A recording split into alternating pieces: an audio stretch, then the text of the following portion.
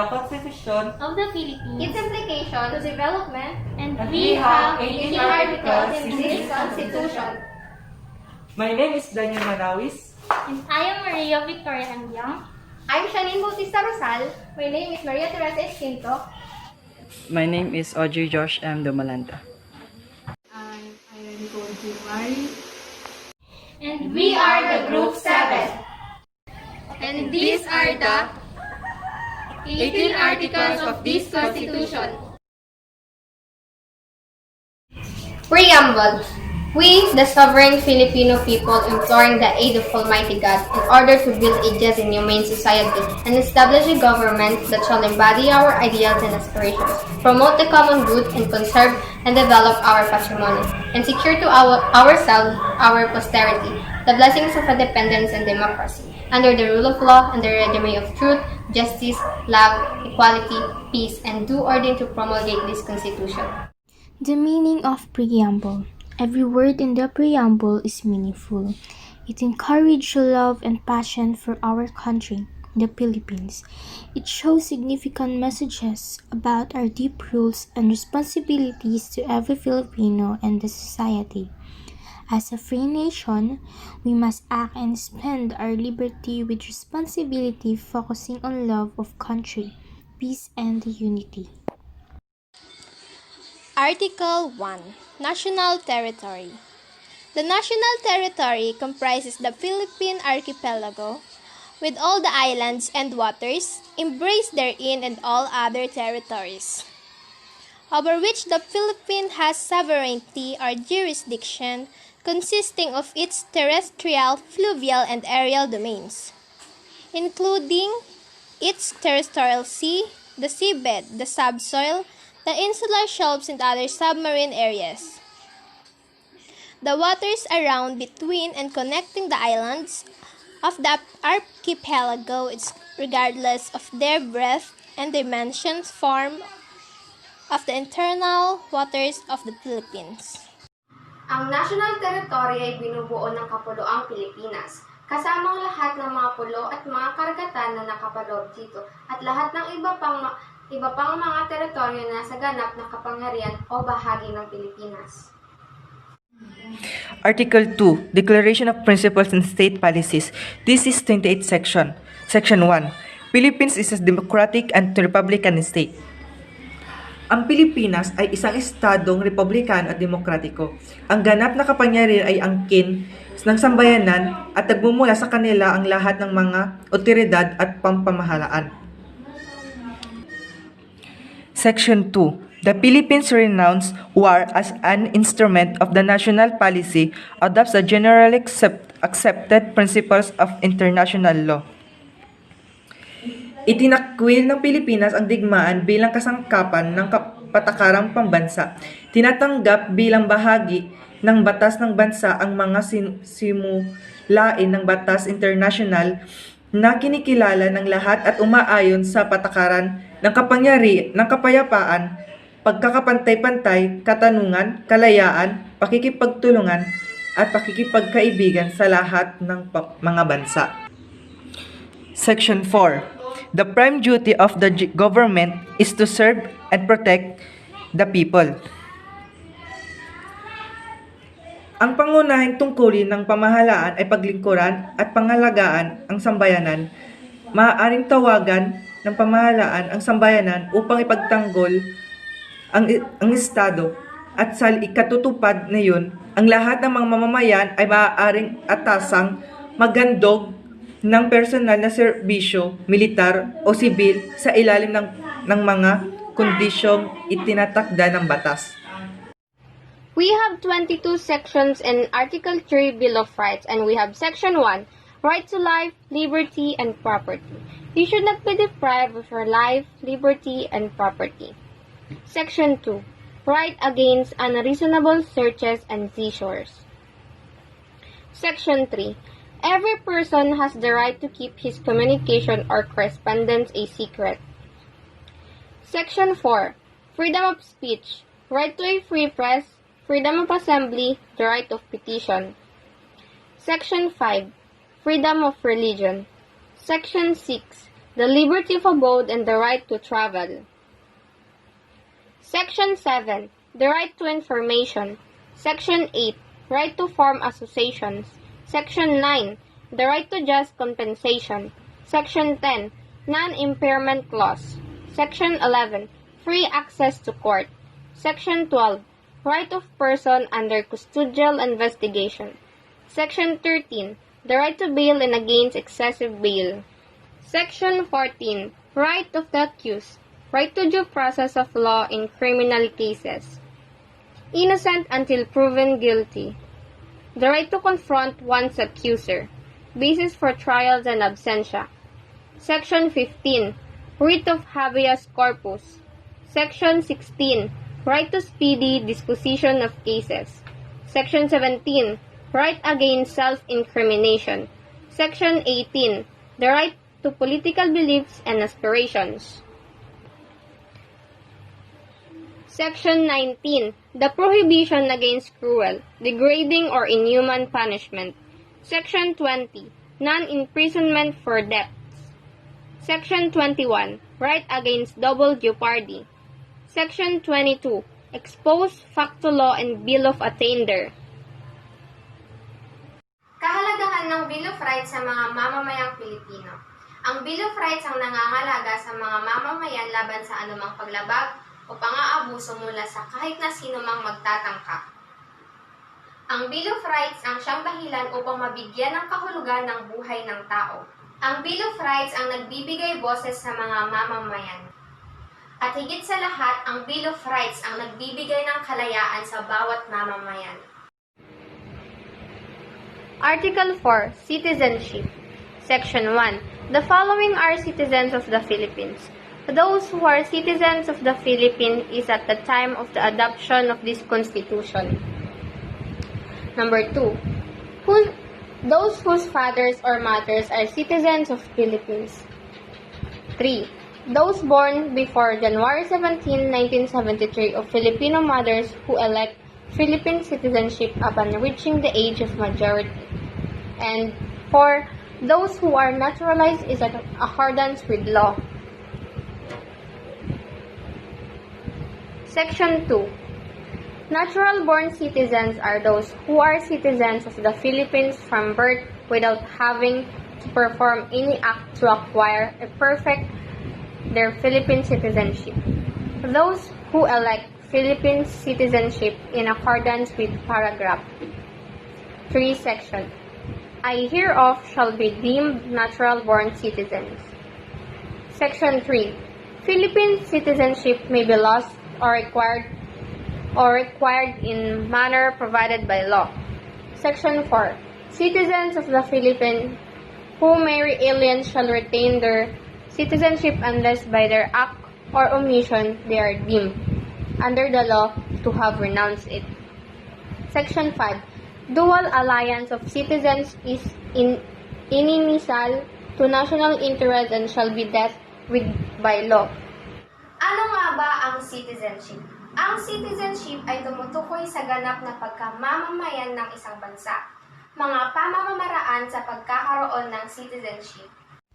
Article 5. Suffrage is the right of obligation to vote of qualified citizen in the election of certain national and local officers of the government and in the decision of public questions submitted to the people. Ang suffrage ay ang karapatan at obligasyong bumoto ng mga kwalipikadong mamamayan sa halalan ng ilang mga pambansa at opisyal ng gobyerno. Nature of suffrage. Ito ay may dalawang nilalaman. Una na dyan ay ang mere privilege.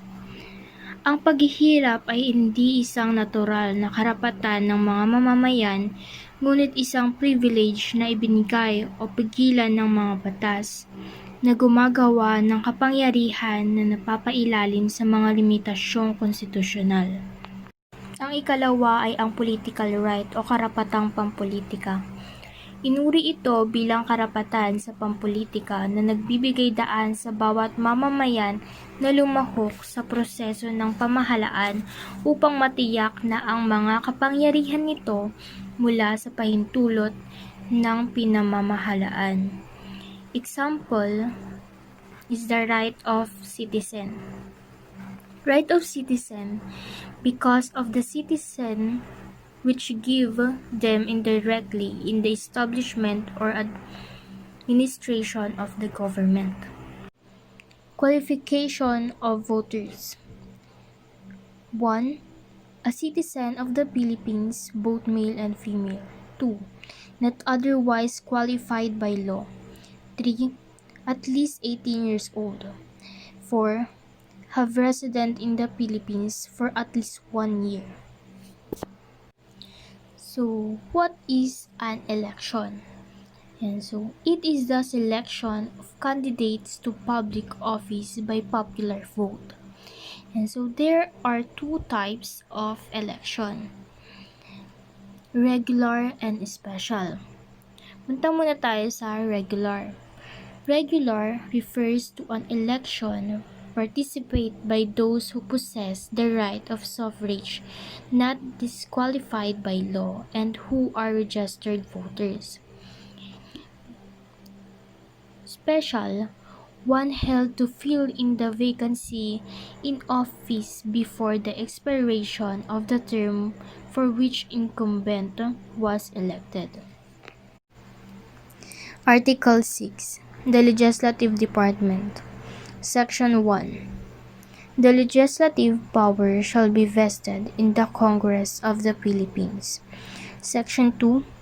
The Senate shall be composed of 24 senators who shall be selected at large by the qualified voters of the Philippines.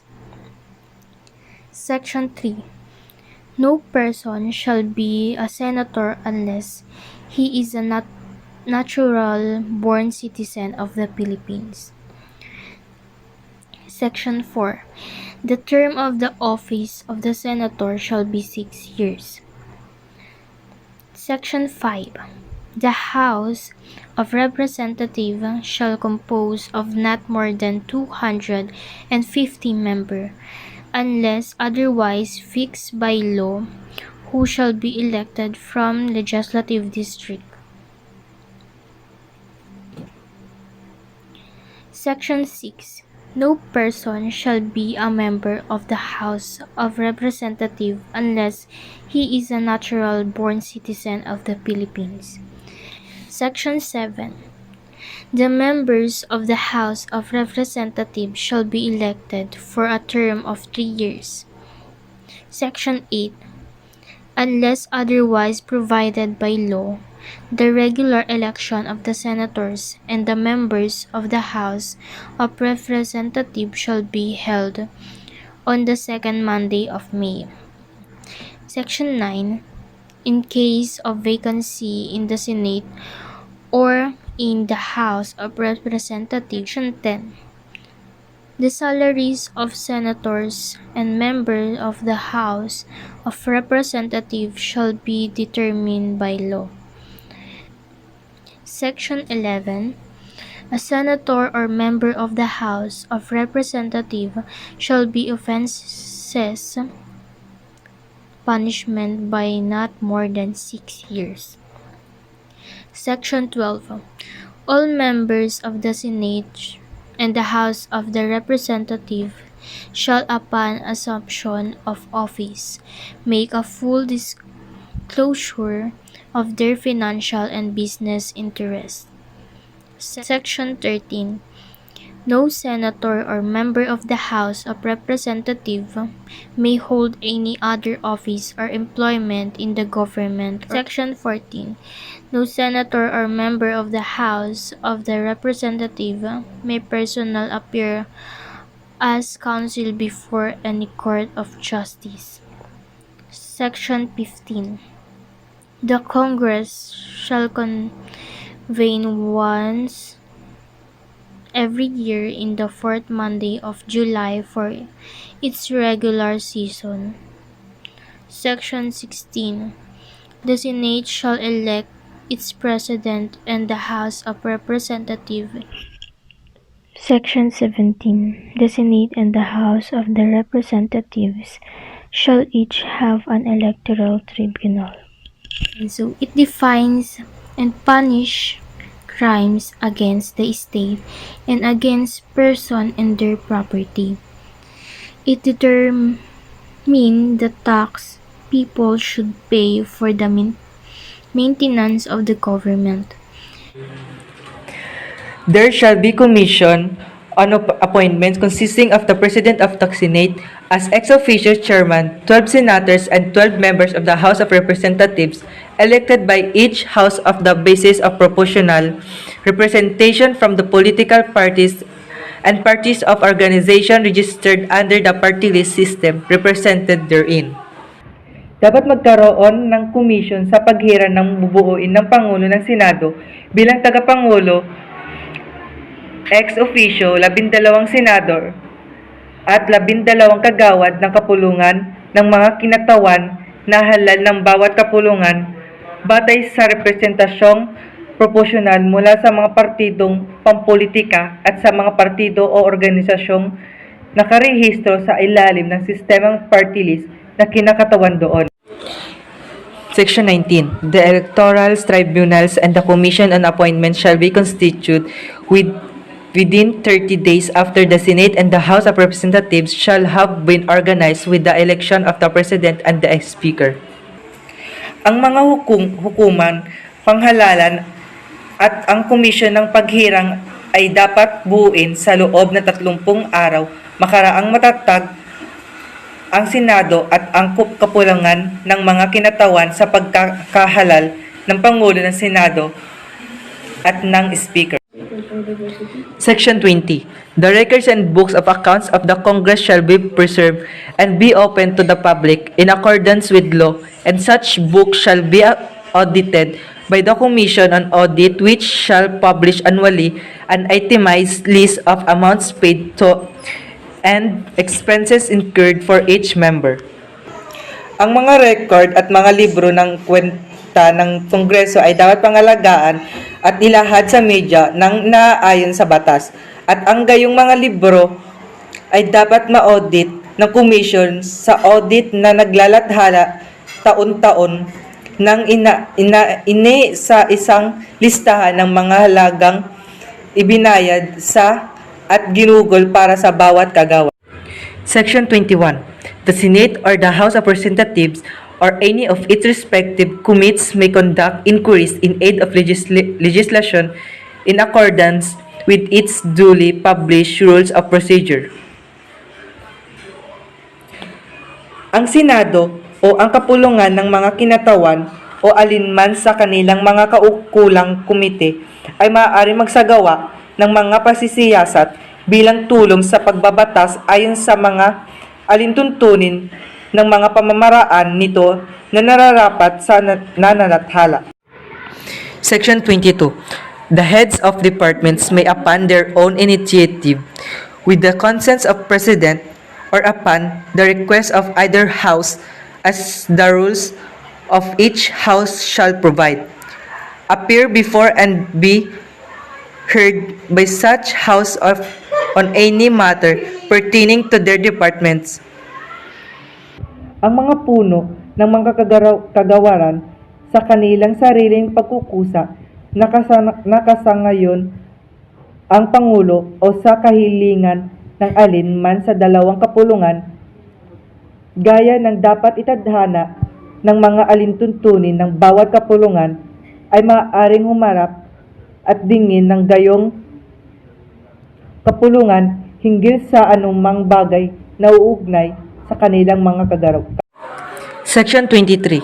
The Congress, by a vote of 2/3 of both houses in joint session, assembled, voting separately, shall have the sole power to declare the existence of a state of war. Ang Kongreso, sa pamamagitan ng botong 2/3 ng dalawang kapulungan na magkasamang natitipon sa session na sa magkahiwalay na pagboto, ay may tanging kapangyarihang magpahayag ng pag-iral ng kalagayang digma. Section 24. All appropriation, revenue, or tariff bills, bills authorizing increase of the public debt, bills of local application, and private bills shall originate exclusively in the House of Representatives, but the Senate may propose or concur with amendments.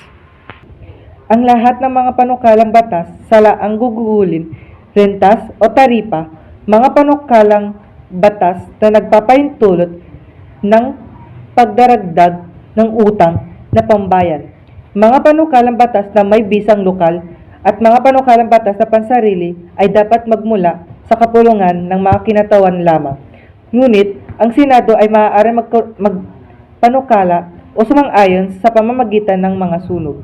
Section 25. The Congress may not increase the appropriations recommended by the President of the operations of the government as specified in the budget. Maaaring hindi dagdagan ng Kongreso ang mga laang gugugulin na inirekomenda ng Pangulo para sa pagpapakilos ng pamahalaan ayon sa tinukoy na budget. Every bill passed by the Congress shall, before it becomes a law, be presented to the President. Ang bawat panukalang batas na mapagtibay ang Kongreso ay dapat iharap sa Pangulo bago maging batas. Section 28. The rule of taxation shall be uniform and equitable. Dapat maging pantay-pantay at makatarungan ang tuntunin ng pagbubuwis. Section 29. No money shall be paid out of the treasury except in pursuance of an appropriation made by law.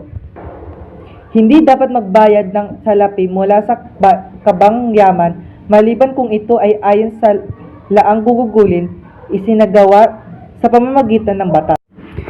Section 30. No law shall be passed increasing the appellate jurisdictions of the Supreme Court as provided in this Constitution without its advice and concurrence.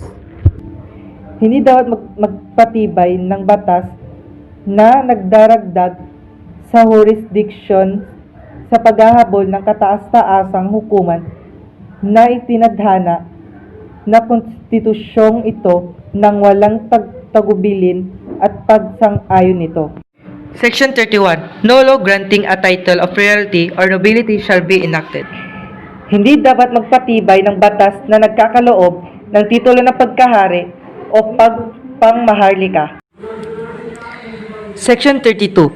The Congress shall, as early as possible, provide for a system of initiative and referendum, and the exceptions therefrom will be the people can directly propose and enact laws or approve or reject any act or law or part thereof passed by the Congress or local legislative body after the registration of a petition thereof signed by at least 10% of the total number of registered voters, of which every legislative district must be represented by at least 3% of the registered votes thereof. Dapat magtadhana ang Kongreso sa loob ng madaling panahon ng isang sistema ng pagpapatiuna at referendum at ng mga kataliwasan doon upang ang mga mamamayan ay tuwirang makapagpanukala at makagawa ng mga batas o makapagtibay o makatanggi sa anong mang batas o bahagi nito na pinagtibay ng Kongreso o ng lokal na kalupo ng pangkapulungan pagkaraang maipatala ang petisyon doon na nilagdaan ng 10% man lang lamang ng kabuuang bilang mga rehistradong botante na ang bawat purok pangkapulungan ay kinakailangang katawanin ng 3% man lamang ng mga rehistradong botante niyon. Article 7, it talks about the executive power vested to the President of our country. It stated that there are the rules of the President, the functions that he needed to perform, qualifications in order to become the President, rules about the election of the President when when and where it must be held, the prohibition and inhibitions of being the president, and most importantly, the power of the president. And the different power of the president are executive power. Executive power, ito yung may kapangyarihan na mga siwa ng batas. Second is power of appointment. Ito yung may kapangyarihan siyang pumili ng opisyal ng government of the Philippines. Third, power of removal. Ito yung may kapangyarihan siyang tanggalin ang mga itinalaga ng hindi tinanggal mula sa mambabatas. Fourth is power of control. Ito yung merong sinabi dito na modify, alter, and nullify. Yung modify, ito yung konti lang yung babaguhin niya. Yung alter, ito yung babaguhin na lahat. At nullify, ito yung pagwawalang bisa. Yun yung power of control. Fifth is military power. Ito yung binibigyang authority ang presidente na utusan ang sandatahang lakas ng Pilipinas. Six is pardoning power. Ito yung pagbibigay ng kaluwagan mula sa mga parusang kriminal. Seventh is borrowing power. May kapangyarihang magkontrata o maggarantiyahan ang mga dayuhang pautang. Eighth is diplomatic power. Ito yung maaaring makipag-ugnay ang presidente sa mga dayuhang banyaga at gobyerno. Ninth is budgetary power. Ang Pangulo ay dapat magsumite sa Kongreso ng budget at mga paggasta at magpagkukunan ng financing. 10 is informing power.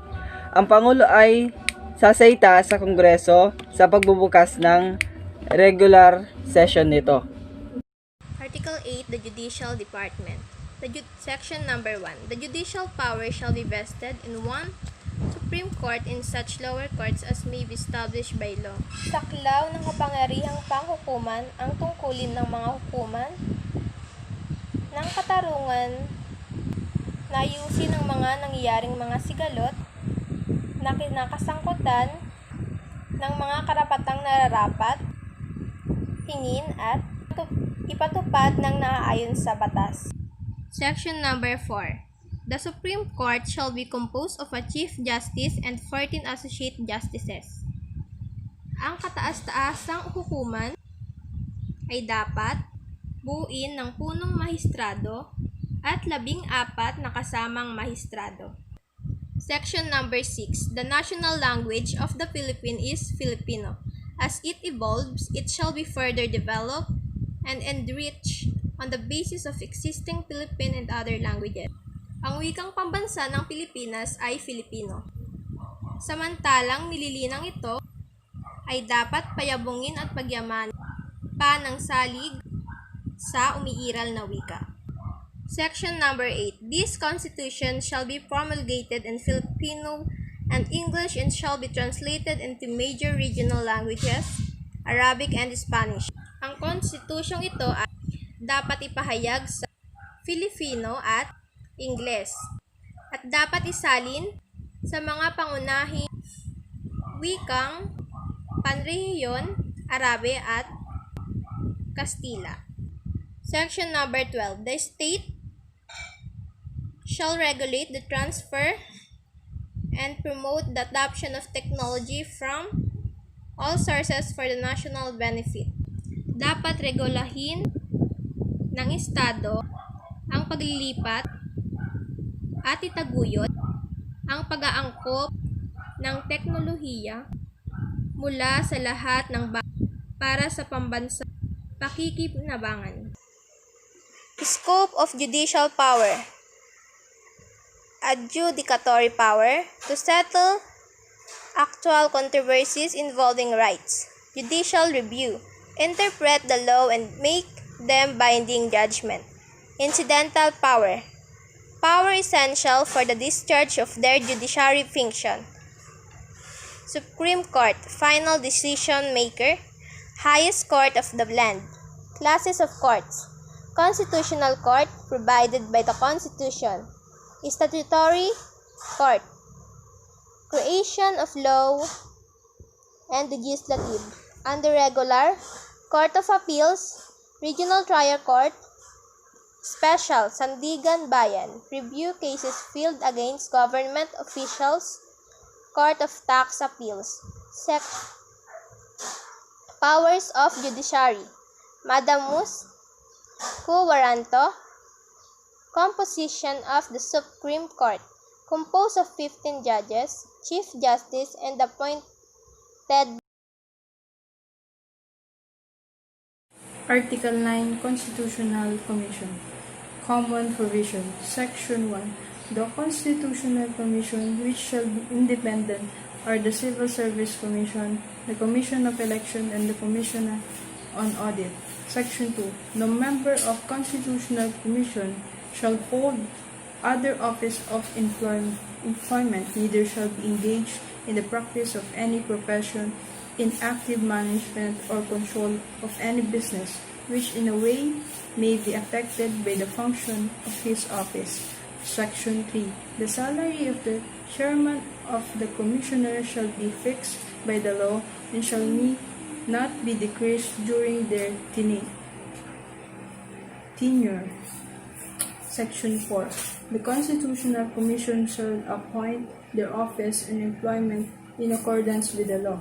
Section 5. The Commission shall be enjoyed fiscal autonomy. Their approved annual appropriation shall be automatically regularly released.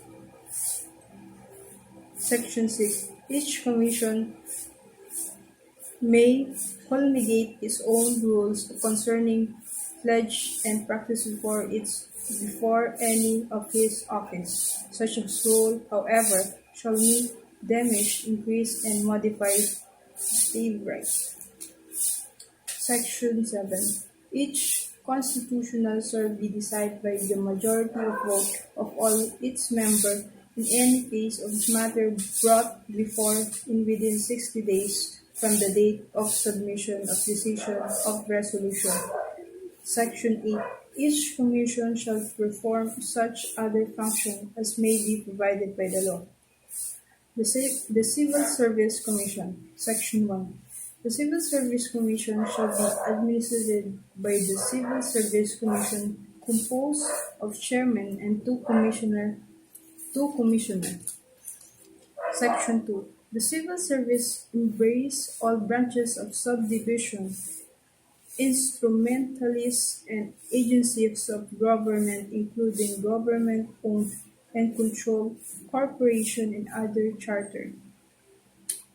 Appointment in civil service shall be made only according to merit. No office and employee of the civil service shall be removed or suspended except for the cause of provided by the law. No office of employment in the civil service shall engage directly and indirectly. The right to self-organizations shall not be denied to government employees. Temporarily, employees of the government shall be given such protection as may be provided by the law. Section 3. The Civil Service Commission, as the central personnel agency of the government, shall establish a career service and adopt measurements to promote moral efficiency, integrity, respectiveness, progressiveness, and courtesy in the civil service. Section 4. All public office and employees shall take an oath or affirmations to hold in defense in this Constitution. Section 5. The Congress shall provide for its standardizations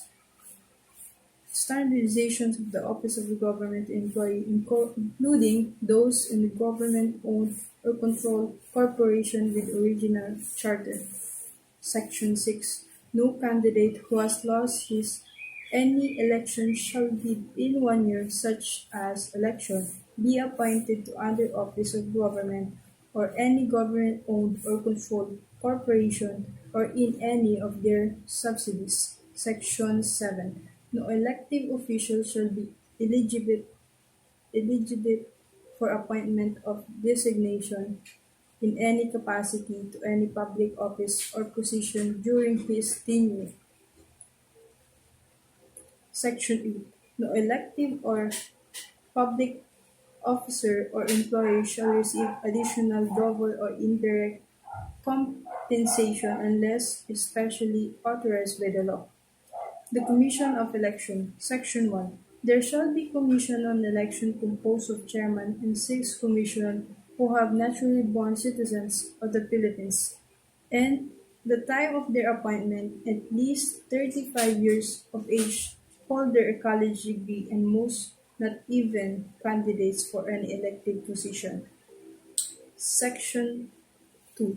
The Commission of Election shall exercise the following powers of function: enforce all law and regulation related to the conduct of election, exercise exclusive regional jurisdictions over all contests involving elected municipal officers, decide except those involving the right to vote,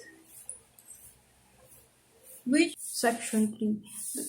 Commission on Election may set in 2 divisions.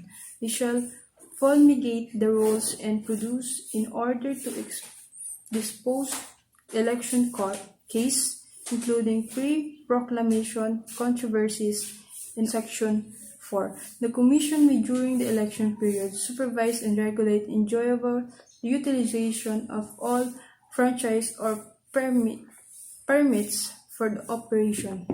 Section 5.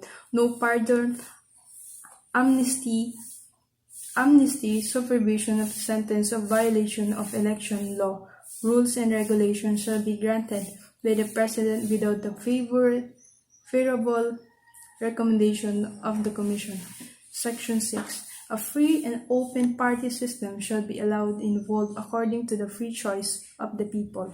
Section 7. No vote cast in favor of political parties organization.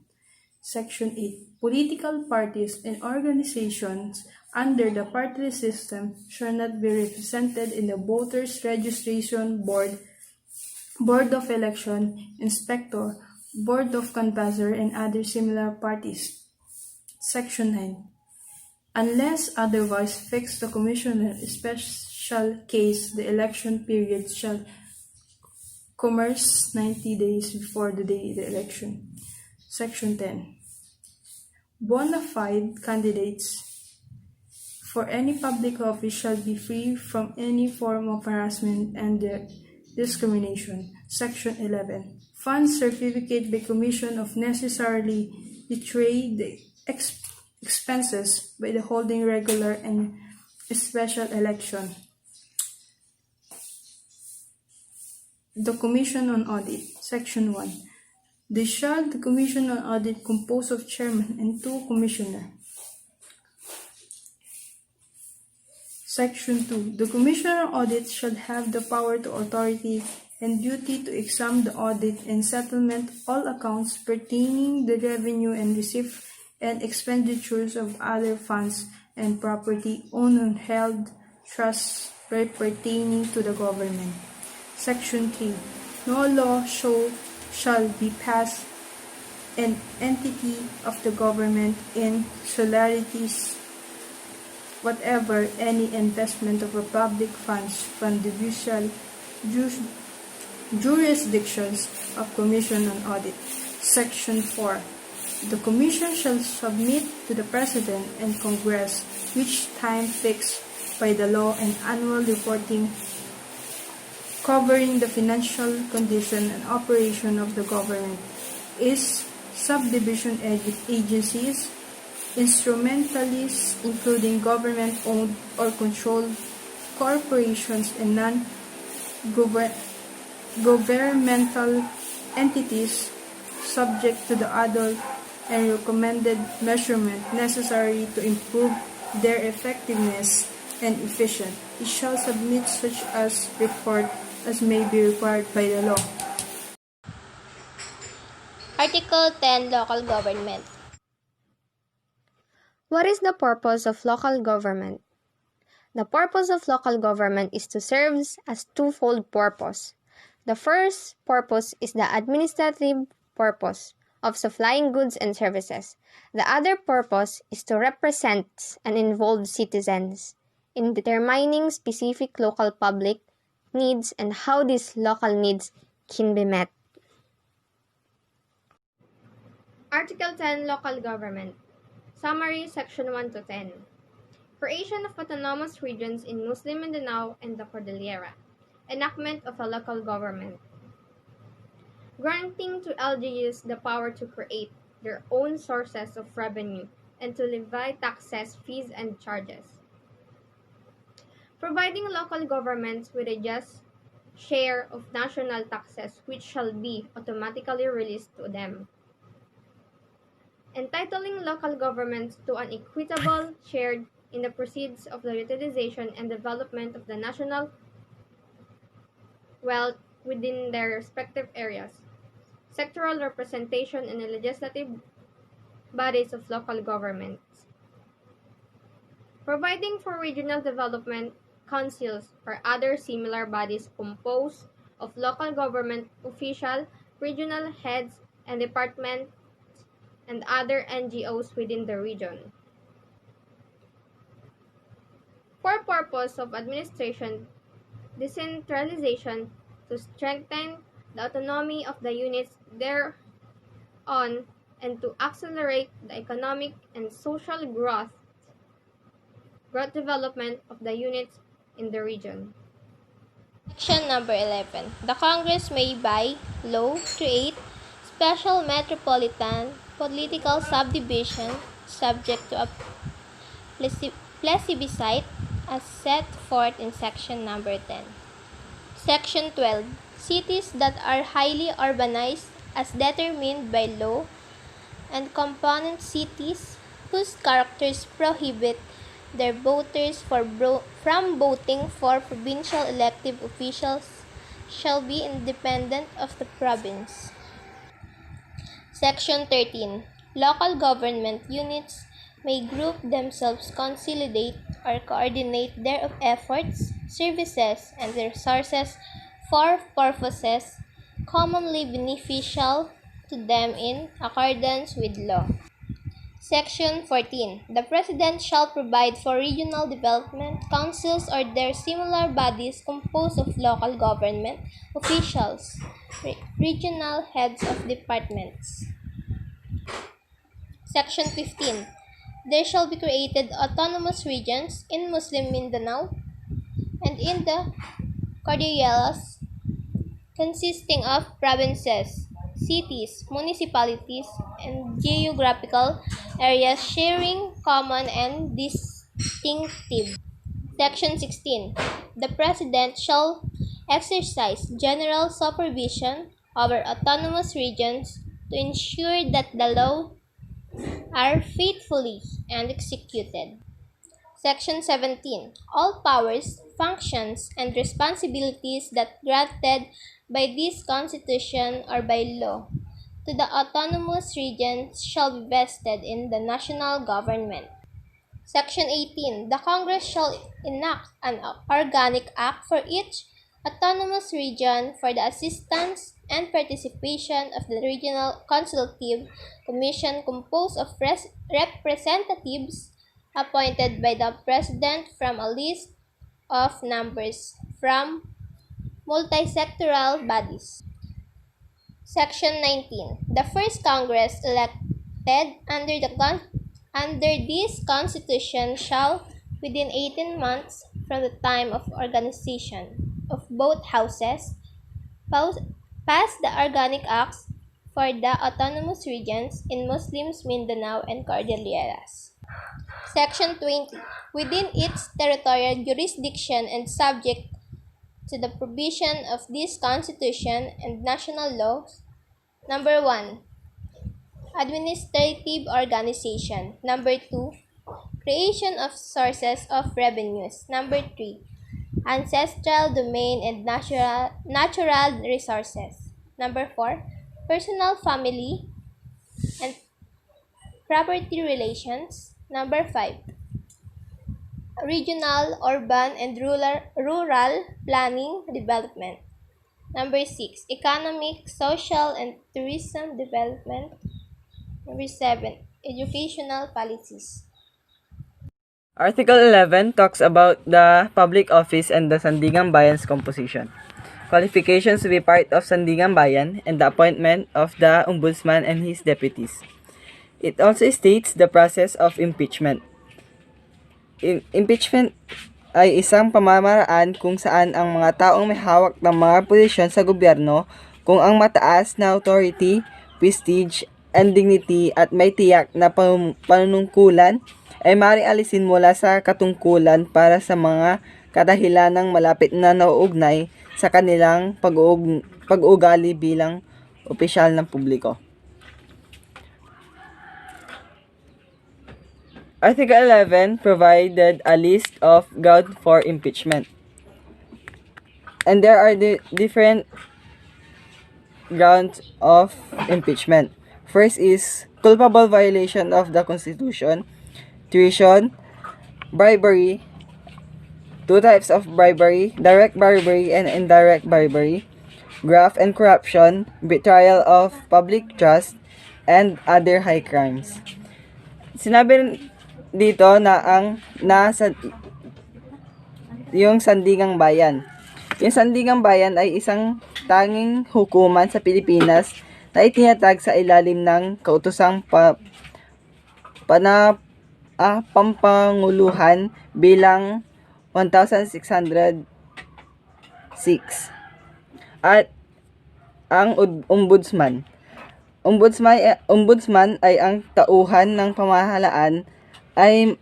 pamahalaang may kapangyarihang masiyasat ng mga kasong pagnanakaw, panunuhol at iba pang katiwalaan sa isang pamahalaan. Article 12, National Economy and Patrimony. Section 1. The goal of this national economy are more equitable distribution of opportunities, income, and wealth.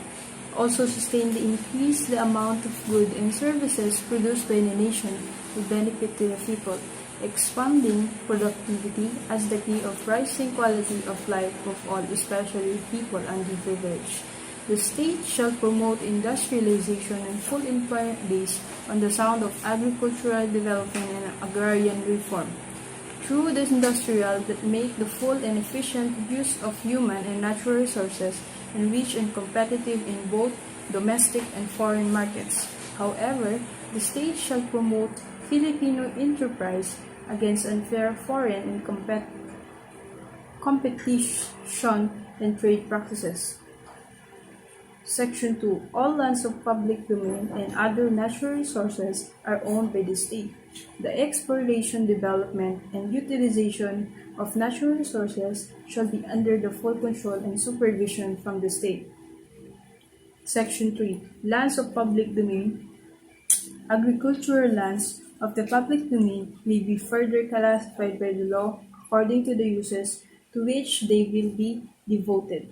Citizens of the Philippines may release not more than the 500 hectares of acquire not more than 12 hectares, therefore be purchased or a grant. Section 4. The Congress shall as soon as possible determine by the law the specific limit of forest land, national park, market clearly their boundaries on the ground. Section 5. The state shall, subject to the provision of Constitution and national development policies and program, shall protect the right of indigenous culture communities to the ancestral lands to ensure their economic and social cultural well-being. Section 6. The use of property bears a social function function, and all economic agents shall contribute to the common goods. Individuals and private groups, including corporations, cooperatives, and similar collective organizations, shall have the right to own, establish, and operate economic enterprise. Section 7. Save in case of hereditary successions, no private land shall be transferred or conveyed except to the individuals, corporation, or association qualified to acquire or hold lands on the public domain. Section 8. Notwithstanding the provision of Section 7 of this article, a natural-born citizen of the Philippines who has lost his Philippine citizen may be transferred or private lands subject to limitation provided by the law. Sections 9. The progress of establishment independent economic and planning agency headed by the President, which shall be consultation with the appropriate public agency with the various private sectors and local government units. Section 10. The Congress shall, upon recommendation of the Economic and Planning Agency, which the national interest dictates, reserve the citizen of the Philippines. Section 11. No franchise certificate or any other form of authorization for the operation of public utilities shall be granted except to the citizen of the Philippines or corporation or associated organized under the law of the Philippines. Section 12. The state shall promote and use of the Philippine labor, domestic material, and locally produced goods and adopt measurements that help make them competitive. Section 13. The state shall pursue a trade policy that serves the general welfare and utilization of all forms of agreements of exchange of the basic of quality. Section 14. The sustained development of reservoir of national talents consists of Filipino scientists, enterprise professionals, managers, high-level technical manpower, and skilled worker. The practice of all professional in the Philippines shall be limited to the Filipino citizen and save in the case of prescribed by the law. Section 15.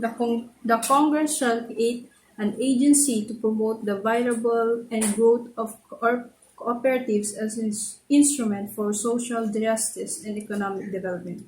Section 16. The Congress shall not except by the general law provided for the information, organization, and regulation of public corporation. Section 17. In times of national emergency, when the public interest so require, the state may during the agency under reasonable terms prescribed by it temporarily take over or direct the operation to the private-owned public utility or business affected with the public interest. Section 18. The state may be interest, national welfare and defense, establish the operate vital industry, and upon payment on this compensation, transfer to the public ownership utilities and other private enterprise. Section 19. The state shall regulate and prohibited monopolies with the public interest so require. No combination of resilience of trade and unfair competitive shall be allowed. Section 10. The Congress shall establish an independent central monetary authority. The member of those governing board must be natural-born Filipino citizen. Section 21. Foreign loans may only be in accordance with the law and the regulation of monetary authority. Section 22. Acts with neglect any of provision of article shall be considered inimical to the national interest and subject to criminal and civil sanctions as provided by the law. Article 13, Social Justice and Human Rights. Before I go through the different sections, I would first like to define what is social justice. Social justice is the quality of being just and fair in the distribution of wealth, opportunities, and privileges within the society. In other words, social justice ang tawag sa pagkakapantay-pantay ng pamamahagi ng yaman, oportunidad, at mga karapatan sa isang komunidad. Magdi-discuss lang po ako ng 5 sections kasi masyado pong madami yung sections ng Article 13. First, Section 1. Section 1 states that the states shall regulate the acquisition, ownership, use, and disposition of property and its increment. So, the state's control or the role or speed of the acquisition, ownership, use, and disposition of property to make sure that everyone, whether rich or poor, will have equal rights and opportunities to acquire, own, use, and dispose of property. While Section 2 states that the promotion of social justice shall include the commitment to create economic opportunities based on freedom of initiative and self-reliance. In my opinion, this is to boost the people's sense of self-worth and dignity, knowing that these are protected and enhanced by the state whether they are rich or poor. Section 3. The states shall afford the full protection to labor, local and overseas, organized and unorganized, and promote full employment and equality of employment opportunities for all. Section 3 daw ay ito daw yung nagbibigay protection sa karapatan at pribilehiyo ng isang manggagawa, local man or overseas. This is to make sure that every worker receives full protections to states to avoid abuse or inequalities. Section 4. The state shall by law undertake an agrarian reform program founded on the right of farmers and regular farm workers who are landless to own directly or collectively the lands they till, or in case of other farm workers to receive a just share of the fruits thereof. Section 4, ito naman yung para sa mga mahihirap na walang sariling lupa. Binibigyan sila ng pagkakataong magkaroon ng sariling lupa. Binibigyan din sila ng karapatan na magkaroon ng narapat na share mula sa bunga o mga naani sa lupang sinasakahan nila. Section 5. The recognizes the right of farmers, farm workers, and landowners as well as cooperatives and other independent farmers organization to participate in the program. Yan. Ang Section 5 naman ay binibigyang pansin ang karapatan ng mga magsasaka, may-ari ng lupa at kooperatiba ng mga magsasaka na nakibahagi sa pagbuo ng pagpaplano ng mga proyekto ng agrarian reform program na makatulong sa kanila. Article 14, Department of Education, is the executive department of the Philippines government responsible for the management and governing of the Philippine system of basic education. Section number 1. The state shall protect and promote the right of all citizens to quality education at all levels and shall take appropriate steps to make. Dapat pangalagaan at itaguyod ng Estado ang karapatan ng lahat ng mga mamamayan sa mahusay na edukasyon sa lahat ng mga anak at dapat magsasagawa ng angkop ng mga hakbang upang matamo ng lahat ng gayong edukasyon. Section number 2. The state shall be established, maintain, and support a complete, adequate, and integrate system of education relevant to needs of the people and society. Ang Estado ay dapat magtatag, mapanatili, magtustos ng isang kumpleto, sapat, at pinag-iisang sistema ng edukasyon na angkop sa mga pangangailangan ng sambayanan at lipunan. Section number 3. All educational institutions include the study of the Constitution as part of the curricular. Dapat maging bahagi ng kurikula ang pag-aaral ng konstitusyon sa lahat ng mga institusyong pang-edukasyon. Section number 6. The national language of the Philippines is Filipino. As it evolves, it shall be further developed and enriched on the basis of existing Philippine and other languages. Ang wika ng Pilipinas ay Filipino.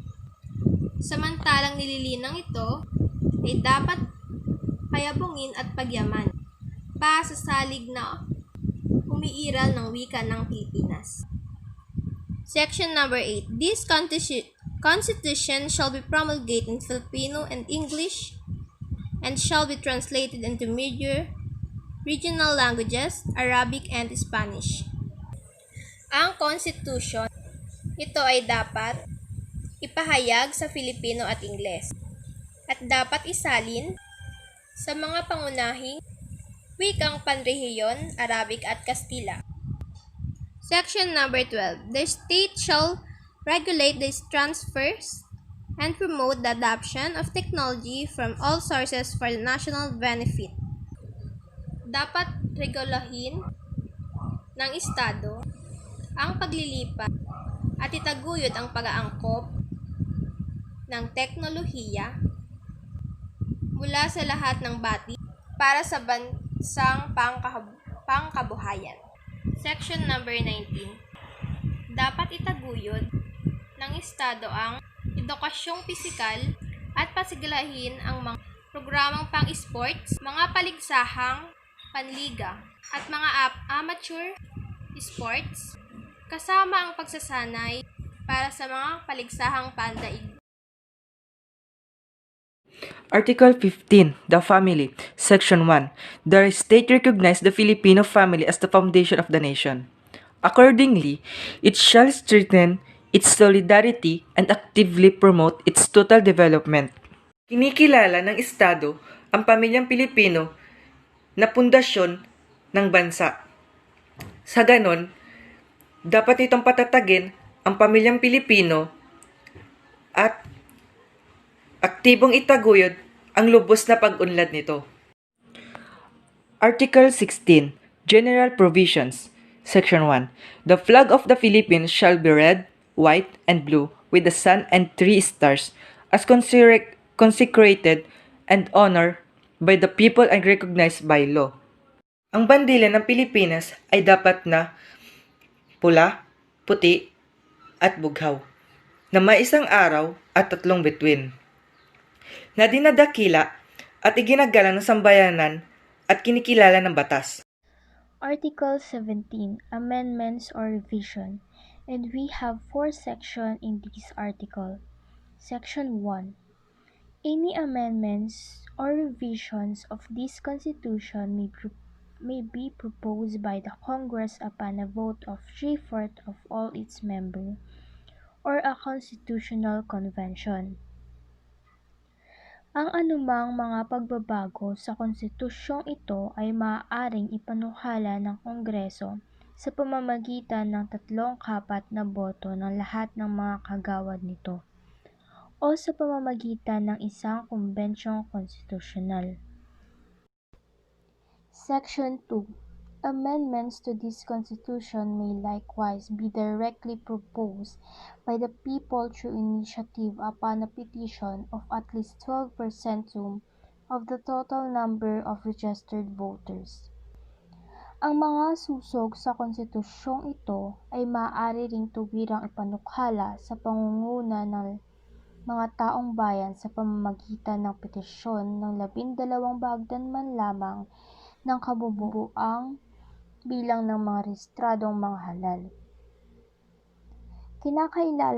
Kinakailangang katuwanin ang bawat purok lehislatibo ng 3 bahagdan man lamang ng mga rehistradong mga halal niyon. Hindi dapat pahintulutan ng anumang susog sa ilalim ng seksyong ito sa loob ng 5 taong kasunod ng ratifikasyon ng konstitusyong ito, nang malimit kaysa sa minsang tuwing 5 taon pagkatapos noon. Dapat magtakda ng batas ang Kongreso ukol sa pagkakatuparan ng paggamit ng karapatang ito. Section 3. The Congress may be by the vote of 2/3 of its member, called a Constitutional Convention, or by a majority vote of all its members, submit to the electorate the question of calling such a convention. Ang Kongreso, sa pamamagitan ng 2/3 boto ng lahat ng kagawad nito, ay maaaring tumawag ng isang konbensyong konstitusyonal o sa pamamagitan ng nakararaming boto ng lahat ng mga kagawad nito, ay ihaharap ang suliranin ng pagtawag ng gayong konbensyong sa mga halal. Section 4. Any amendments or revision of this Constitution under Section 1 hereof shall be valid when ratified by a majority of votes cast in a plebiscite, which shall be held not earlier than 60 days nor later than 90 days after the approval of such amendments or revisions. Article 18, Transitory Provision. Section 1. The first election of member of the Congress under this Constitution shall be held on the second Monday of May, 1987. Section 2. The senator, member of House Representatives, and local officers first elected under Constitution shall serve until June 30, 1992. Section 3. All existing law, decrees, executive order, claim, letters of instruction, and other executive issuance not inconsistent with this Constitution shall remain operative until amended, repealed, or revoked. Section 3.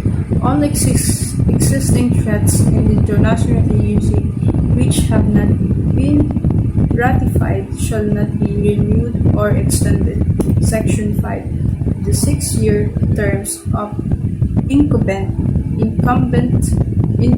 president and vice president elected by the Feb 7, 1986 election is purpose of synchronizations of elections hereby extended by June 30, 1992. Section 6. The incumbent president shall continue to exercise legislative power until the first Congress is confirmed. Section 7. Until a law is passed, the President may fill the appointment from the list of nominees by respective sectors. Section 9. A sub-province shall continue to exist and operate until they govern into regular province, until competent municipalities are reported to mother province.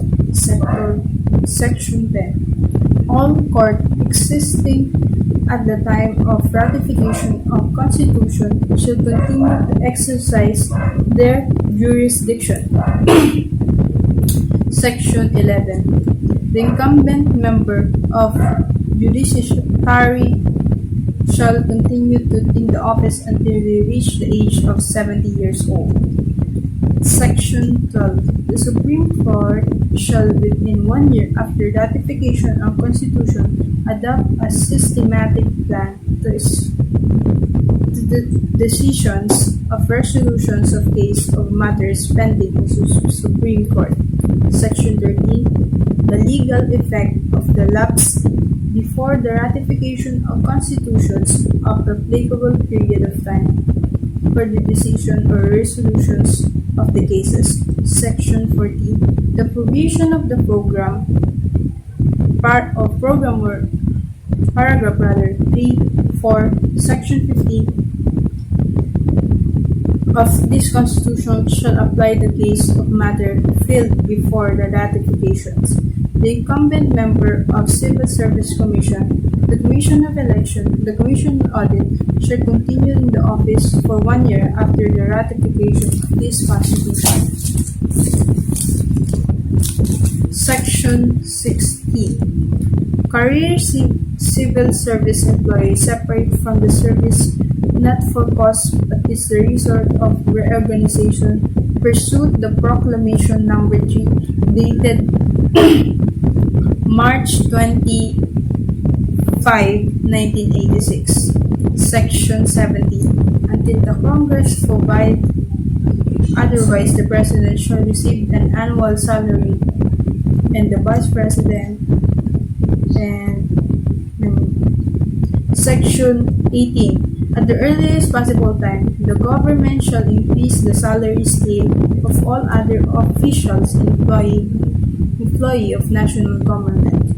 Section 19. All properties, records, equipment, buildings, facilities, and other assets of the office or body abolished and recognized under the Proclamation Number 3 dated March 25, 1986 or this Constitution shall be transferred to the office of the body in which its powers, functions, and responsibility sustainably pertain. Section 20. The first Congress shall give priority to determination the period for full implementation of free public secondary education. Section 21. The Congress shall produce an adequate remedies for reservations to the state of lands and public domains in the right content. Section 22. At the earliest possible time, the government shall exploit abundant agricultural lands as may be defined by the law for distribution to the beneficiaries of agrarian reform program. Section 23. Advertising entities affected by the paragraph 2, section 11 of this Constitution shall have 5 years from ratifications and comply or graduate the maximum Filipino ownership requirements. Section 23. Private, amnesties, and other groups not recognized by duly constituted authority shall be dismantled. Section 25.